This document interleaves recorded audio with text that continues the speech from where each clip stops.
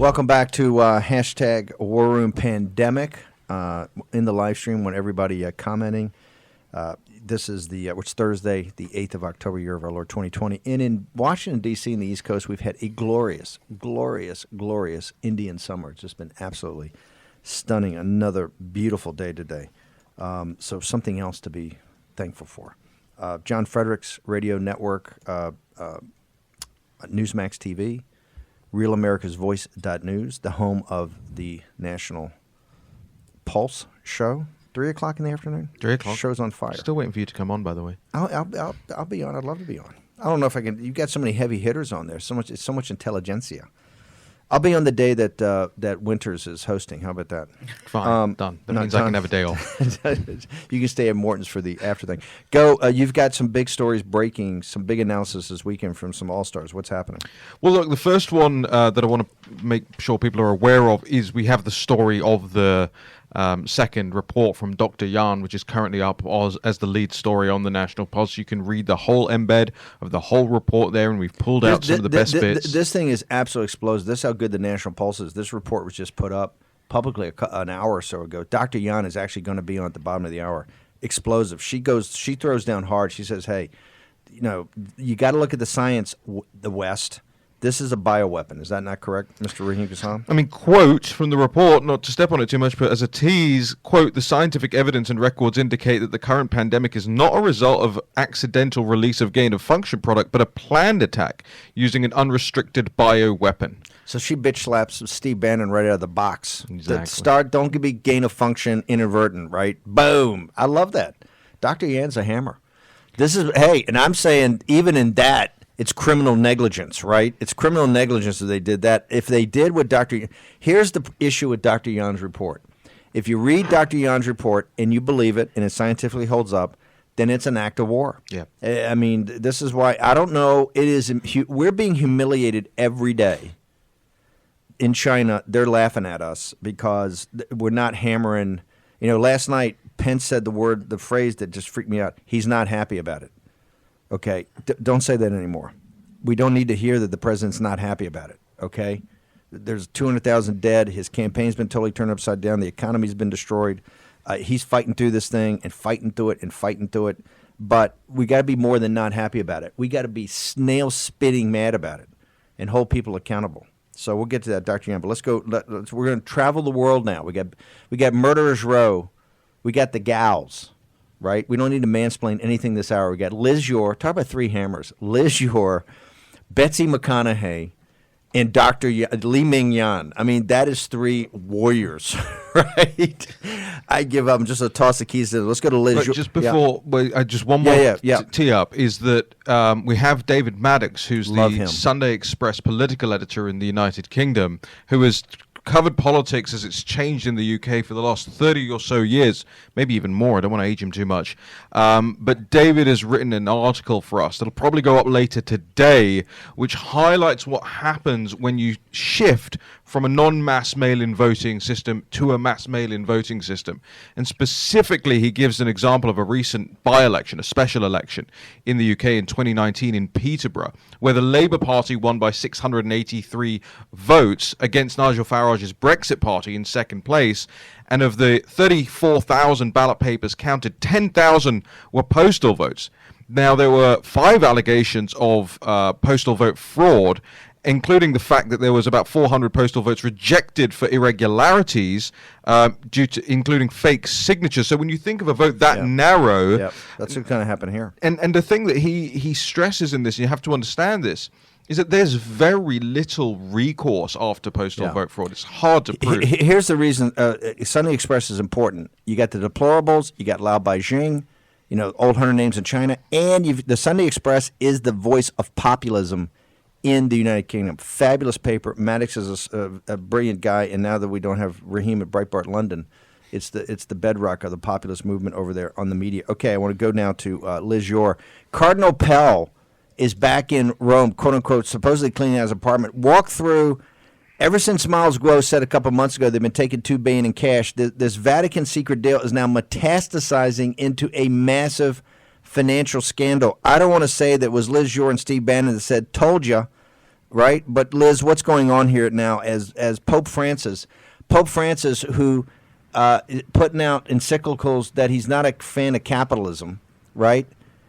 These financial scandals are exploding. Walk us through what's happening. Okay, Steve. The Vatican, frankly, is in a free fall of cascading financial scandals.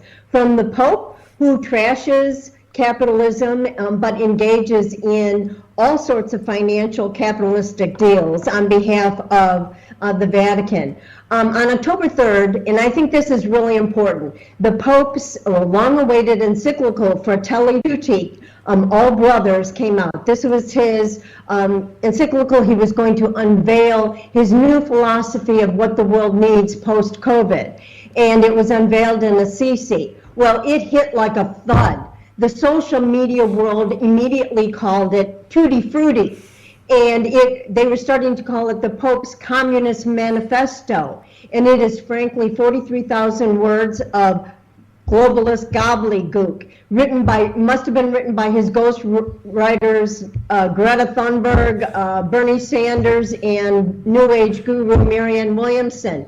But what has happened as a result of, frankly, once Mike Pompeo dropped that Moab, that mother of all bombs on the Vatican, all hell is breaking loose on the Vatican. And it's being seen for what it is. The Pope's right-hand man, his chief of staff, Cardinal Becciu, was fired by the Pope because all of a sudden the financial scandals start getting displayed by the Italian press. And the first scandal, which is probably the most heinous and shocking, was that Cardinal Becciu and others in the Vatican wired $1.2 million to Australia at the beginning of the investigation into Cardinal Pell's alleged sex abuse allegations, which were 25-some years old. As everybody knows, Cardinal Pell had to endure 2 court cases. One, there was a hung jury. The second case, where these 2 victims testified, older men, he was convicted and he was sentenced to jail and had spent about 13 months in jail. And the Supreme Court of Australia not only overturned the decision in the conviction, but they ordered him free and that he was innocent, and it was a 7-0 decision. Now we know that $1.2 million was sent to Australia. It's unclear whether it was sent to the notoriously corrupt Victorian police, which prosecuted and investigated Cardinal Bell, or to the so-called victims of Cardinal Bell. But as a result, this hit the papers. Becciu, who was behind all this, but hang on one second. I just want to make sure Cardinal Pell is important in this because he was put in to oversee the financial restructuring and to get to the bottom of all these financial scandals. And all of a sudden, when he started hitting pay dirt, next thing you know, they've got some charges from some guys from 30 years ago, and he's off the scene, right? He was a guy that he's been relentless in finding out where all this money is. If the Vatican's got all this cash, where did it all go? Yeah, Steve, he saw all sorts of off-the-books, murky, dangerous, evil, awful transactions. He ordered a Vatican-wide audit done by Price Waterhouse, and suddenly Cardinal Becciu, saying with the agreement of Pope Francis, canceled the audit, and before you know it, there were charges against Cardinal Pell back in Australia. He had to leave the Vatican and defend his good name down in Australia. Now, full scale, it all comes back to Vatican. Now we are seeing the scandals starting to unfold. There's a major investigation by the European Financial Moneyval looking into the Vatican Bank. There are investigations into the money sent down to Australia. There also, and all of this money that was sent for nefarious engagement by, whether it's bribes or whatever it is, was coming out of the Pope's financial fund, which was supposed to be used for the poor. That was Peter's Pence. Every year Catholics give to Peter's Pence. And now, additionally, was a transaction under the guidance of Cardinal Becciu, a $200 million transaction from the Vatican to buy very upscale property in London that was highly criticized, again from Peter Pence. Peter Pence's money was spent to buy an interest in the Elton John biopic movie. And so as a result, and now today, the Financial Times is saying that the Vatican used, again, Peter Pence's money to fund extremely risky Hertz credit derivatives. And so you see the Pope, who has trashed capitalism, is in fact in the Vatican really dealing with a lot of money, credit derivatives, engaging in all sorts of capitalistic deals. Here's what it shows to a sophisticated financial person is that the cash from the CCP, these are risky speculative investments. What it shows you is that the little guy in the pew is not sending the cash like he used to because he's upset about this pedophile thing, and he's not going to put money into, once again, another diocese in New York just throws into bankruptcy last week. Oh, right. They're liquidating that. The little guy's not putting it in, so the Vatican's got to be more and more aggressive about these speculative investments. This thing in zero hedge is crazy. They're out in the derivatives market, which caused the meltdown in 2008. So you've got, they're desperate for cash. They're putting in more speculative investments in London real estate property, more speculative investments in financial instruments. They're taking cash from the CCP. Miles Groh, 2 weeks ago on the Saturday show, says, hey, the other thing you guys aren't focused on is the Vatican Bank is a money laundering operation with the CCP. Hello, the European investigators just now reporting, hey, we're looking at the Vatican Bank as being a money laundering. This is going to get back to the Knights of Malta. The whole Knights of Malta deal a couple of years ago is so they could get control. Francis broomed everybody, got rid of Burke and the whole crowd to take over the Knights of Malta. Everybody knows the Knights of Malta is a money laundering operation. That was another aspect of this totally corrupt, left-wing, Jesuit-run organization that is now got financial scandals exploding. And boy, they put us on the hate list. It's Vigano and Bannon are the fascists, right? That no, we're going to get Liz Yore. That's right, you're on the hate list. So, Liz, we got about a minute. What else should people be focused on here? Okay, it all goes back to McCarrick. And McCarrick and Biden huddled, plotting our demise, the demise of the Catholic Church and the demise of this country. They've done it for decades. They were two peas in the pod. They were close friends. One sold out our country, and the other sold out our church. Both charming, both glib, empty suits, glib, glad-handing types. And China and the Marxists are laughing all the way to the bank because Biden and McCarrick have been running this scam on good, faithful people who have tried to be good patriots, good Catholics, and yet these power-hungry guys who have, frankly, climbed over the backs of the guys in the pew and climbed over the backs of the guys in the coal mines and in the assembly lines. They sold out for China. And at the heart of Cardinal Becciu is Ted McCarrick. And at the heart of this Vatican with Pope Francis is Ted McCarrick, the communist perverts who have been involved in the Vatican for decades. And it's all coming to light. You continue to watch Cuba and China and Cardinal Becciu and McCarrick. More is coming out. And by the way, Joe Biden, one of her last trips as second lady was to Cuba. We got to bounce. We're going to get a link to all your to your site. Be back with Betsy McCaughey in a moment.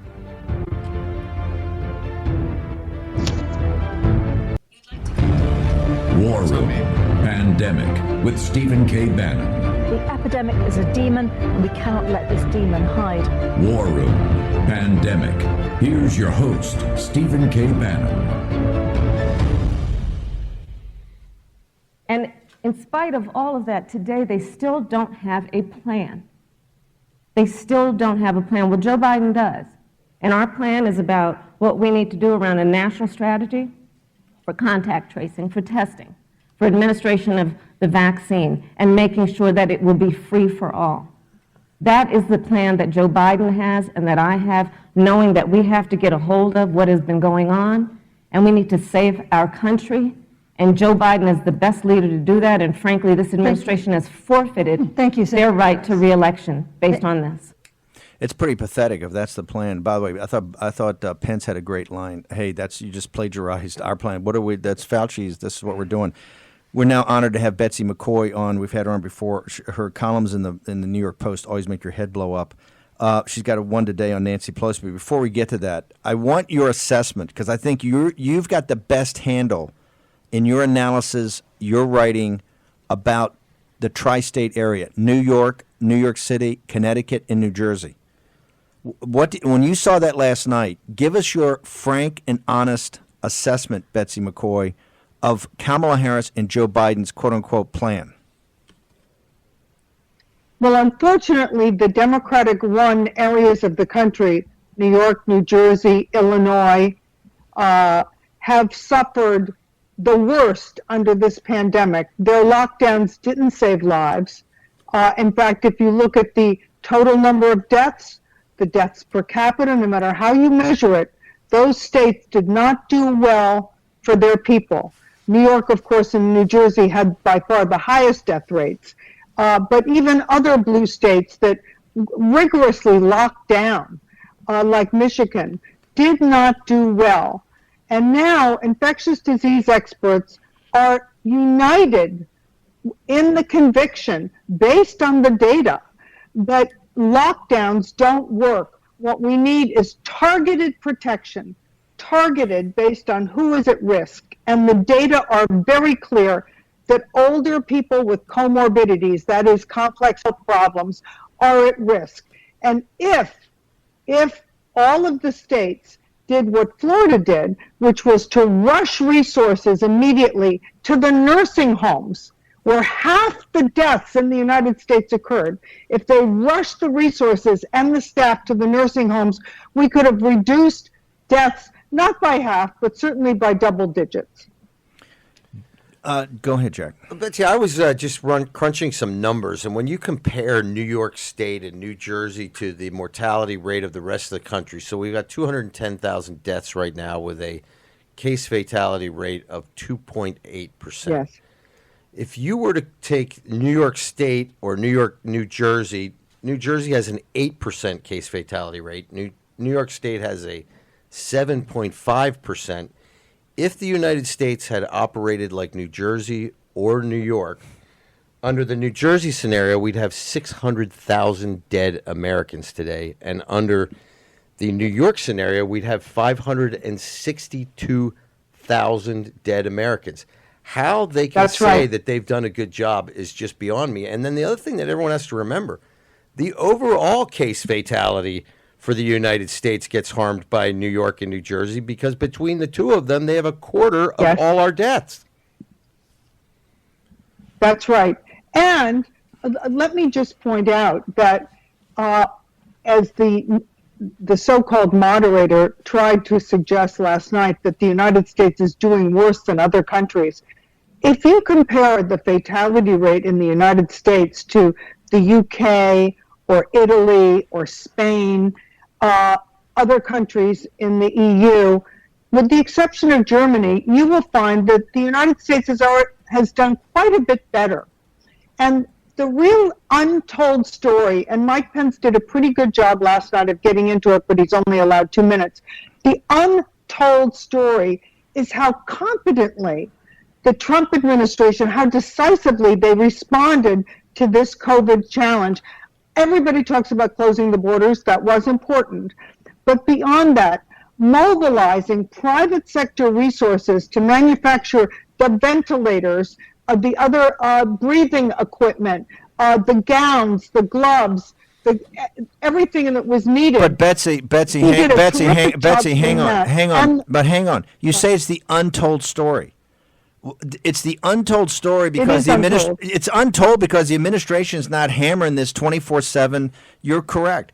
The whole thing of targeted interventions was Dr. Birx came up with that. We talked about it. I think we actually came up with it. We came up with it, but they picked it up back in May. Why is the administration not 24/7? Why is Betsy McCaughey not a special advisor to the President of the United States? It's crazy that this is untold.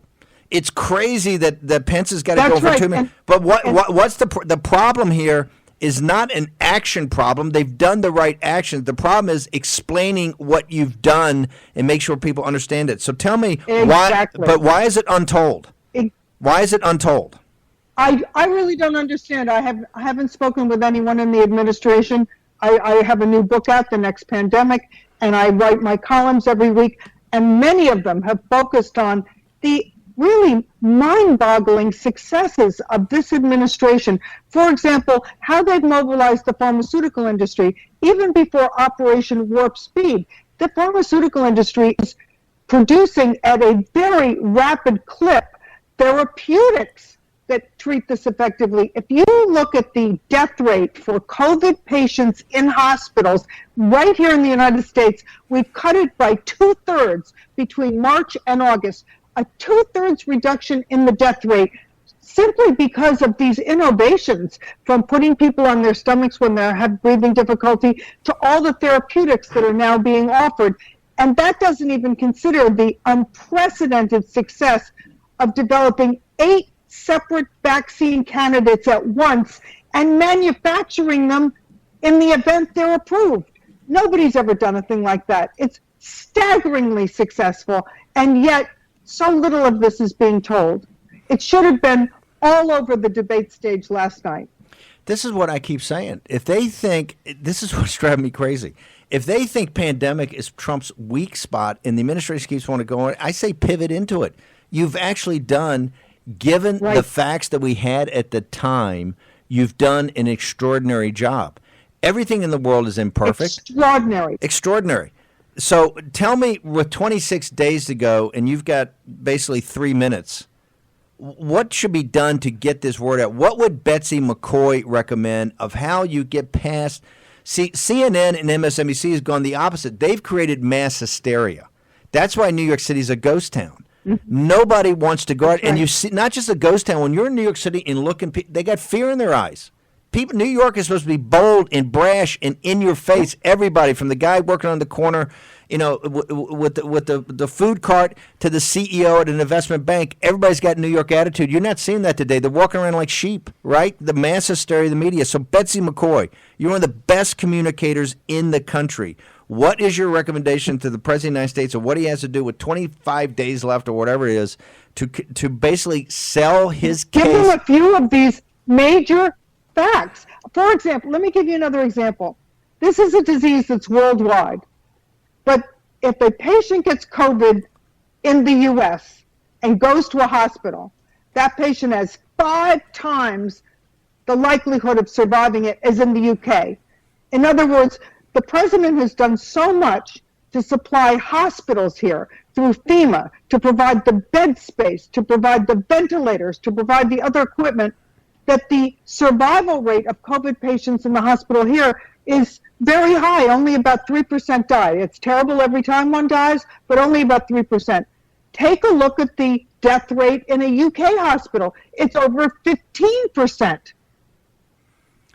Extraordinary. Betsy, how do people... That difference is because of Donald Trump. Real quickly, we got about a minute. Walk us through just your issue with Nancy Pelosi in this whole her COVID bill.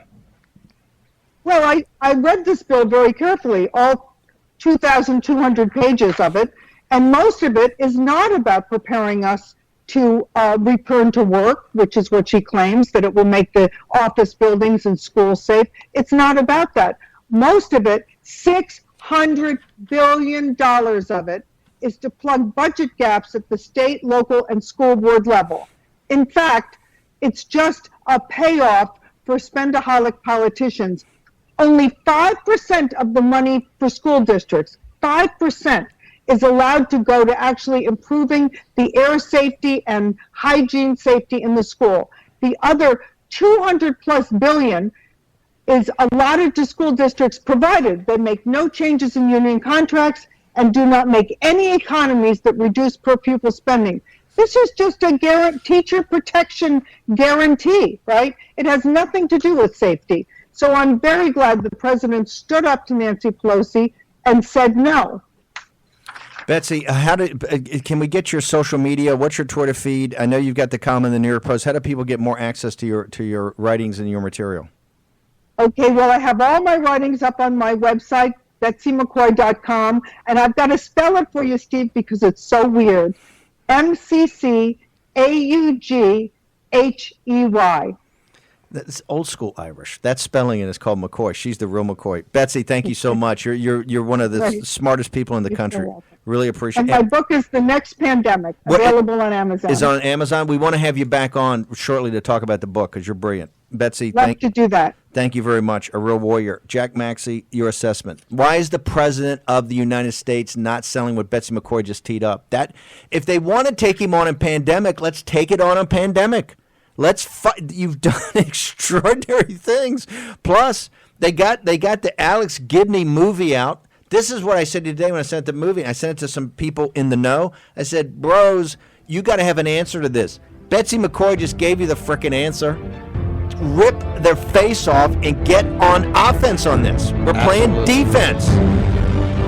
Ridiculous. Okay. Dr. Li Meng from Hong Kong next on the bioweapon that's in your life.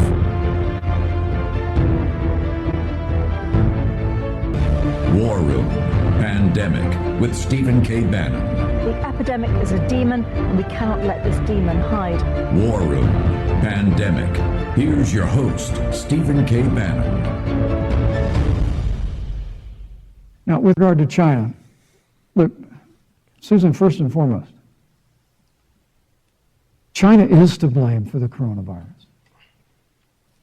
And President Trump is not happy about it. He's made that very clear, made it clear again today. China and the World Health Organization did not play straight with the American people. They did not let our personnel into China to get information on the coronavirus until the middle of February.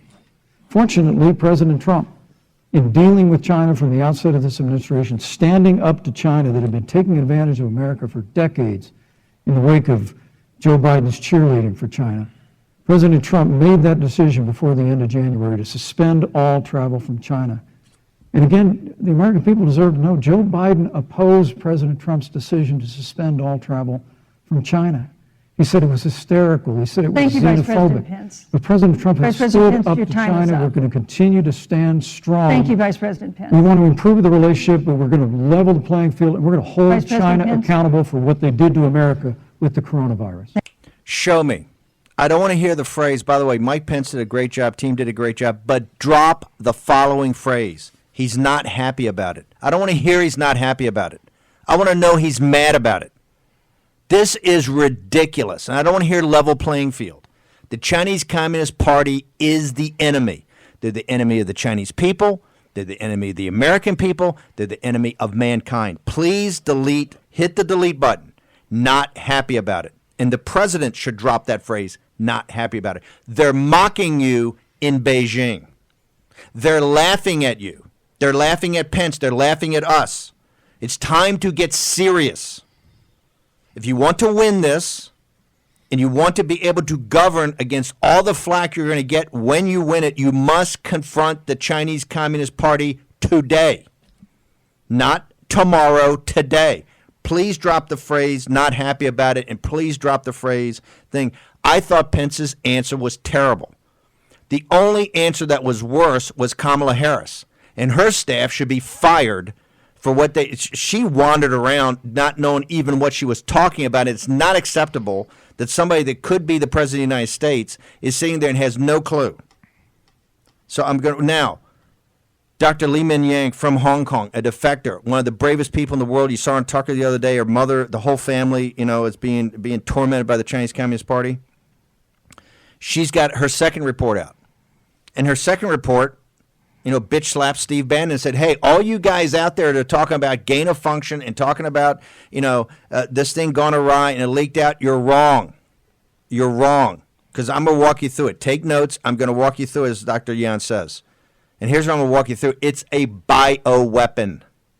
In the United States and the West have to embrace the fact that this came from a dark place and nefarious activity.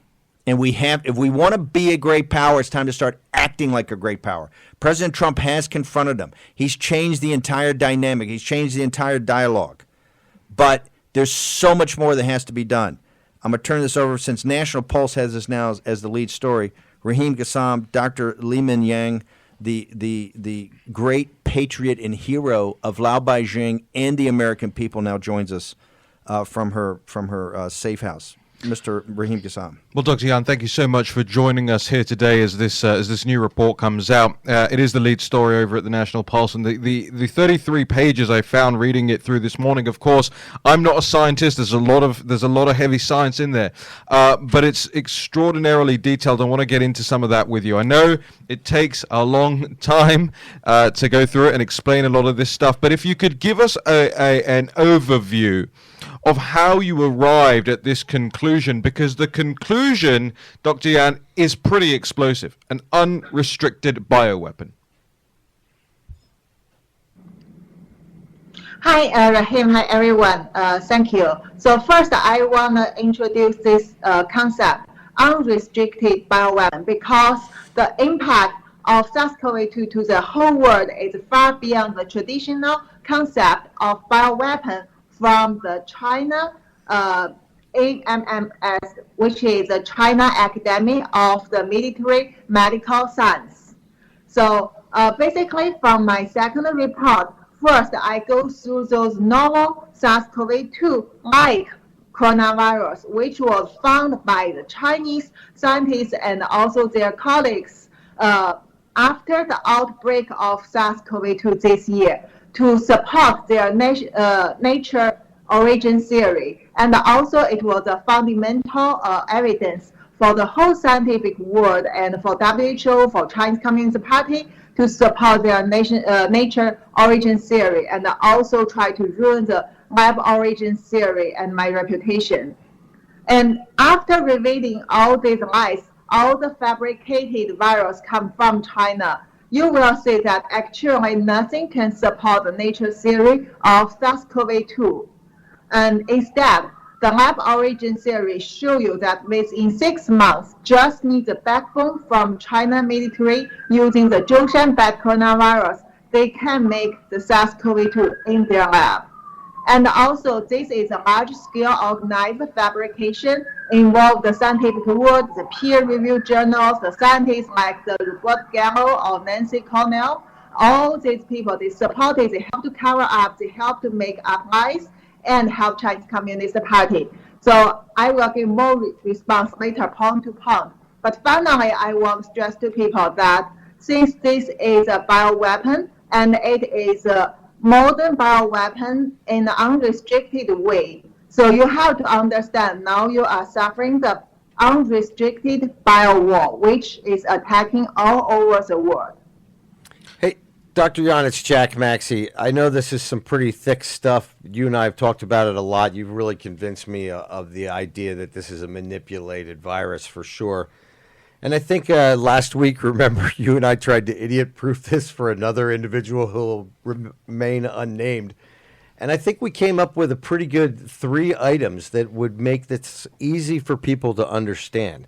3 simple explanations that point to a lab origin. And obviously, if you will go through Dr. Yan's paper, you will actually see, if you're scientifically minded, if you are scientifically literate, you'll have a much better understanding. But I think there are 3 key things to remember. There's still no identified animal host, right? And the whole world has been looking for this. Certainly the Communist Chinese Party has been looking for it. It's not a bat. It's not a pangolin. The virus at emergence was perfectly adapted to the human body. Also, it not only attacks the lungs, as one might expect from a zoonotic respiratory disease, but the virus also affects every single cell in the body and was perfectly adapted for that purpose. Number 3, from the beginning, the CCP has lied about their knowledge of the virus. They lied about the human-to-human transmission, and to this very day, they continue to refuse to allow the World Health Organization to come in and inspect the laboratory in Wuhan. These are basic concepts. I mean, Dr. Yan will go into a very detailed scientific rationale, which will just reinforce these concepts. But it's clear that they've lied from day one. Let me ask Dr. Yan a question. Dr. Yan, now that you're in the West, why do you think it's this hesitancy? You saw the debate last night. Why do you think, and I'm not trying to get you out of your scientific lane, but in the science community, why does it take Dr. Li Meng, as brilliant you are, as dedicated, why does it take you in October, 10 months into this, why does it take you to put this report on a bioweapon when I would think that this thing could have been written by other people on top of it, maybe in, I'm throwing out a random month, like February, right? Is there anything we found out? So, Dr. Yan, why is the scientific community, and why are you not on the cover of Lancet? Why are you not in New England Journal of Medicine? Why are you not everywhere? What is it about the scientific community that's data-based, evidence-based, and science-based? What is the common man out here missing? Because they need the benefits from Chinese Communist Party and also the affair of Chinese Communist Party. I mean those people who collaborated with them and also cover up, make lies, and attack the lab origin theory and still support the nature origin theory and other lies, other misinformation. These people, at least from now on, I will keep list those people who jump out and use lies and misinformation to attack my report. I welcome open fire debate and in a live way, but not this kind of very mean method. I mean, this is not for me. This is not for politics. This is a real fact about COVID-19 and SARS-CoV-2, which involve the global health. Everyone deserves the truth. If you thought you know the things, welcome. We can have open discussion. But if you still want to attack me, like the National Geographic, like New York Times, some articles I mean, and also like they publish in the MIT press done by the HIV, the biggest expert, Roberto Gammo, and also Johns Hopkins University, the bioweapon expert, Nancy Cornell. Come on, let's see who is on the side of the fact. I'm not fair of Chinese Communist Party. I won't be fair of you too. I mean, I stand with the truth, with the fact. I will fight for that. Dr. Yan, do you anticipate, you started a Twitter account, you had 59,000 followers, you're on fire, and then Tucker had you on his first, when you were on the first time, it was going crazy on Facebook. Do you anticipate putting out your bioweapons report today that social media, and particularly Twitter and these people, will be yanking this down and making it more difficult to get your writings out there to a broader audience? Sorry, so can you explain? Well, do you think that Twitter will shut you down so that more people can't read this report? Will they help you drive access to this report, or do you think they'll suppress it? I didn't notice Twitter much today since I published it, but actually I see some people at me said the like or the retweet number will change by Twitter. I don't know. I think they have some evidence. Maybe can confirm later. But anyway, my full text report also can be found from Fernando from my ResearchGate profile, and people can go there to search it. It's open for free. Dr. Yan, Jackie, anything on this? Or Dr. Yan, I want to thank you for coming on. This is amazing. You came on. The National Pulse has got the story up as a lead. I know you're going to be doing other media. I think what we want to do is a special. What I'd like to do is figure out a special her to take like an hour and walk people through the first report and the second report so they see the totality of her thinking and how it folds together. To me, this is the single most important issue. That's why I started that tirade at the beginning with, they're not happy about it. Dr. Yan makes a compelling case that this is a bioweapon. It's not a gain-of-function experiment gone wrong, right? It's certainly not in nature. She's proven that. It's now the two things. Is a gain-of-function gone awry, or is this a consciously developed weapon? She makes the case today that it was a consciously developed weapon. That gets you into uncharted territory, okay? But we have to confront this as a nation. Dr. Yan, we're very honored. You're a great hero, great patriot. Our audience every day prays, not just for you, but for your family. So understand that throughout the world, not just with the Lao Beijing, are your fellow countrymen in China that I know appreciate you and honor you, that you're beloved throughout the world for your bravery and for your tenacity and your grit. So we thank you so much for coming on and so much for everything you're doing to explain to the world what really happened in Wuhan. Thank you, sir. And I think everyone need to go through the papers. They will say the China military shadow behind this all study of SARS-CoV-2 and also WHO, all the other scientific words misconductions. Please read it for you. We will, and we'll summarize it, and we'll have you back on. You're amazing. You're a great hero. Dr. Li-Meng Yang, her new report, The Bioweapon from Wuhan. We're going to be back in a moment with more analysis.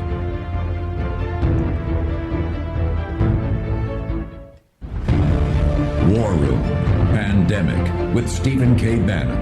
The epidemic is a demon, and we cannot let this demon hide.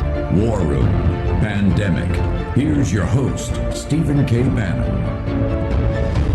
You're the most sophisticated audience in the world. You're the audience that means the most. This is why do you think I'm attacked in Beijing as public enemy number one? Why they have young kids up there making spots at me? Why in Rome are they saying in these intellectual journals of the left saying that the two leaders of the fascist movement against Francis are Archbishop Vigano and Steve Bannon? It's because of you. It's because of this audience. I want you to write this down. 8 October, the year of our Lord 2020. Dr. Yan's report. If this is correct, and she lays it out there, she says, I want the world's people to come and let's do the analysis and debate, and on the facts, let's debate it. But all these cheap shots that are being done, these ad hominem attacks by places like Lancet and the National Geographic, so that should know better, right? Are part of the collaboration and the corruption of the CCP. But on 8 October 2020, we had her on as she broke the story up on National Pulse, first piece of a. If you believe this is a line of demarcation, okay? Because this was like Pearl Harbor. Go back in time when we first started this show. By the way, when we were mocked and ridiculed by all our betters in the mainstream media, right? And all our betters here in the political apparatus, right? On both the left and the right, okay? Go back in time. On the 14th or 15th of January, in the White House, in the East Room, in the infected White House, in the East Room, where they got to walk around now around the president in the Oval Office with, in hazmat suits. Let's be blunt. In the 14th, 15th, there's a delegation of 80 guys, senior cadre of the CCP, to sign this is the moral equivalent of the Japanese ambassador being in Cordell Hall's office on the late morning and early afternoon of December 7th, 1941, negotiating a peace treaty, right? When they were coming across the horizon at Pearl Harbor with, guess what, the torpedoes that they had, put the fins on and done because of the harbor at Pearl, right, how shallow it was, so they could take out the battleships, destroyers, and cruisers in cold blood. If what Dr. Li-Meng Yang, if you believe it, if she makes her case, it's an act of war. Let me be blunt. It's not something to be happy or unhappy about. Our government and the President of the United States, and I'm his biggest supporter, right, has got to address this. It either is or it isn't. It's either from nature or it's man-made. If it's man-made, the decision tree goes in two ways. It's either a gain-of-function experiment that something happened and got out the back door. And Jack Maxey says they still knew about it and they lied about it and they suppressed it and they're criminally negligent. Or if you don't go down that decision tree, you take Dr. Li-Meng Yang and hey, she's up in she starts off with it's not gain-of-function. It didn't happen. It's a bioweapon program. I'll walk you through it. If you believe that, it's an act of war. This is not a conspiracy. We don't believe in conspiracy theories. We also don't believe in any coincidences. And one thing's very certain. You have to remember, Chairman Xi shut down all travel from Hubei province. You could not fly internally in China from Wuhan to any other city. But guess what he did? He kept open the flights from Wuhan to the rest of the world. So he had to know whether it was done absolutely on purpose, super spreader, or just as a consequence of evening the playing field, They infected the entire world. And the burning hotspot in that infection was northern Italy, Fashion Week in the textile industry. Italy, which in the polling has the highest approval of any nation in Europe of the CCP, over 50% in the Pew study. Embrace it. That's called information warfare. Got it? That's called cash into the Vatican. That's the guy, Policy Sonar, the secular guy, writing the story about the CCP's takeover of Italy. And it's not the corrupt political class, which is pretty corrupt. It's through the Vatican. We have to understand something. Those people are at war. The CCP, the Chinese Communist Party, is at war with their people. They're at war with the United States of America. And they don't care what happens to mankind. They don't. This is reckless. It's dangerous. It's time that people man up. We're never going to get to the bottom of any of this until we get to the bottom of what happened in that P4 lab in Wuhan. And Dr. Li Mingyang has put it all on the line. She's put her whole livelihood, her career, her personal safety, her family safety. She's putting it all on the line. I don't want to hear again, I'm not happy about it. You're killing yourself. If President Trump loses, and I do not believe he will lose, I'm a big believer he's going to win. If he loses, it is because they did not confront the Chinese Communist Party on this pandemic and what they did. We're 10 months into this, and we don't have a team in Wuhan that's not acceptable. Not acceptable. And Biden's going to be worse. Biden is going to kowtow.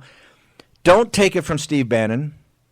Listen to Kamala Harris last night. That's the Biden administration. She's supposed to be the hammer.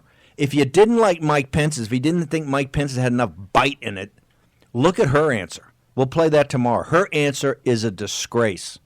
And if that was consciously, if that's what her team thinks and that's what they think, then America's got to embrace the fact, right, that this is the managed decline of the United States. She personifies it. If that's what they believe, I'm just saying her answer. She had every opportunity to answer that.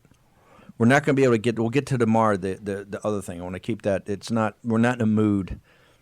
Liz Yore, Betsy McCaughey, and Dr. Li Mingyang did their job. It got me all worked up now. I want another hour of the show. And you know what? I'm fired up. Kept running through my mind when I heard them talk, particularly Dr. Yan. She said, I'm not afraid. I'm not afraid of the Communist Party. I have no fear. Be not afraid. Be not afraid. Be children of light. This is a war between evil and goodness. That's simple. And let's man up. You got Liz Yore, you got Betsy McCaughey, you got Dr. Li Mingyang. Let's line up in back of them. They are not going. Those three are not going to back down 1 inch. This is what we need. You want to win in 26 days? You got to fight. You got to pivot and pivot hard and blow up. You got to blow up this nonsense that's coming out of Biden and Harris. What's happening at 3 o'clock on National Pulse? On 3 o'clock on the National Pulse, we have somebody you might know on the show. A young lady called Alexandra Priat. Oh, fantastic. Amazing. From Pennsylvania, talking to us about the reaction on the debate and what's happening in Pennsylvania, and also Thomas Farnan, author of The Russia Lie. Yeah, I love that. Will join us on the latest developments. Okay, we'll be back at 10 o'clock tomorrow morning. A lot more analysis. Going to start looking at some states. See you tomorrow.